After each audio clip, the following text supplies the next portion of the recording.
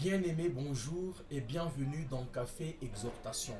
Mon texte de base de ce vendredi est Matthieu chapitre 2 du verset 1 à 12. Je vais juste lire une portion. Jésus étant né à Bethléem en Judée, au temps du roi Hérode, voici des mages venus d'Orient arrivèrent à Jérusalem. Mon exhortation, comme je l'ai dit, bien-aimé, c'est le salut annoncé aux païens.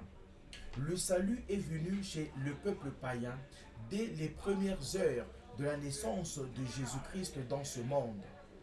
L'étoile du Seigneur est apparue chez un peuple païen, un peuple longtemps assis dans les ténèbres et l'ombre de la mort. Le Seigneur Jésus-Christ lui-même est celui qui a attiré les non-juifs à lui pour leur offrir son salut. Au verset 2, les mages ont dit: Où est le roi des Juifs qui vient de naître? Car nous avons vu son étoile et nous sommes venus pour l'adorer. Les rois mages sont partis en suivant une étoile. Ils ont vu un signe dans le ciel et se sont mis en marche. La question que je pose est la suivante. Que voyez-vous, bien-aimés, afin de suivre? Considérant ces trois mages, nous nous rendons compte qu'ils n'étaient pas des gens ordinaires, qu'ils ne faisaient pas partie de la classe moyenne ni de la classe comprador. Non, ils devaient être des personnes bien disposées à se lancer dans un risque, à rechercher un sens plus profond de leur vie et dans le monde de ceux aussi qui les entouraient. Le salut est offert à tous, bien-aimés. Jésus-Christ offre son salut aux païens que nous sommes. Le peuple païen n'est pas venu en dernier par rapport au salut. Je dirais même qu'il est venu tôt le matin au salut, attiré par le Seigneur lui-même. La visite des trois mages est l'invitation prophétique des sages païens à suivre Jésus, la vraie lumière. Lorsque Jésus naquit à Bethléem, son étoile avait resplendi chez les païens. Son étoile avait resplendi chez les marabouts. Son étoile avait resplendi chez les fétichistes, chez les occultistes, chez tous ceux-là qui font la vie bizarre, je le dirais, pour leur inviter à la lumière. Et l'adoration des rois mages représente ou accomplit les prophéties messianiques sur l'hommage des nations au Dieu d'Israël. Et les mages ne sont pas venus même bredouille. Ils ont apporté des cadeaux. Et à travers les cadeaux qu'ils ont apportés à Christ, nous relevons trois éléments importants. La royauté, symbolisée par l'or. L'or, c'est un don réservé aux souverains, avec lequel les mages reconnaissaient que Jésus était le roi des rois. Ils ont reconnu la divinité de Jésus en lui offrant de l'encens.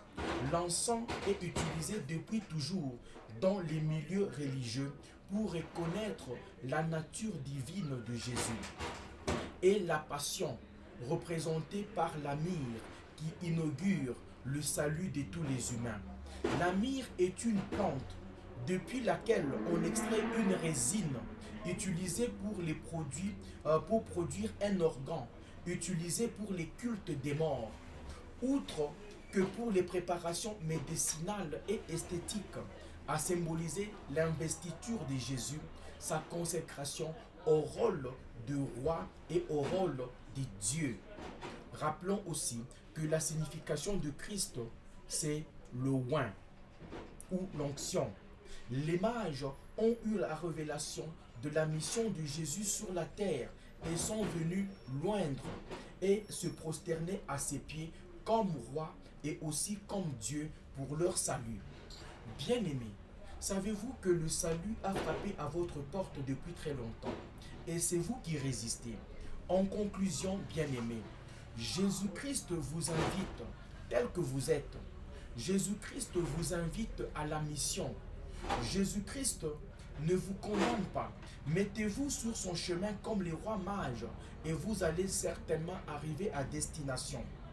Entièrement absorbés par un besoin intérieur, les mages n'ont pas hésité à laisser la sécurité de leur terre, le confort de leur maison, la luxure de leur vie, de leur vie.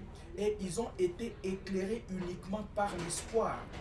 Ils ont entrepris un chemin long et périlleux. Dieu est à la recherche des hommes et des femmes qui sont prêts à quitter la commodité de leur terre, la commodité de leur environnement, le luxe de leur vie et à s'élancer dans l'inconnu. Leur voyage, c'est notre pèlerinage spirituel sur la terre et peut être interprété comme un chemin intérieur que tout homme ou que chaque homme se trouve à affronter afin de dépasser les limites et de devenir ainsi meilleur. Les rois mages, en suivant la lumière de l'étoile, deviennent eux-mêmes lumière. En suivant Jésus-Christ, on devient Jésus, messager d'une vérité cachée, au-delà du réel. On devient messager d'un espoir plus précieux que les vestes d'or, que des bijoux, dont on nous dit que les rois mages étaient vêtus ou étaient ornés. Les mages n'ont pas eu un voyage facile ni aisé.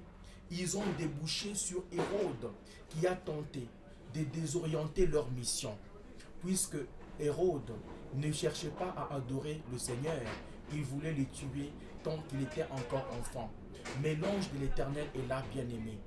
Puisque c'est café exhortation, prenons tous une bonne dégustation et que Dieu bénisse. Merci.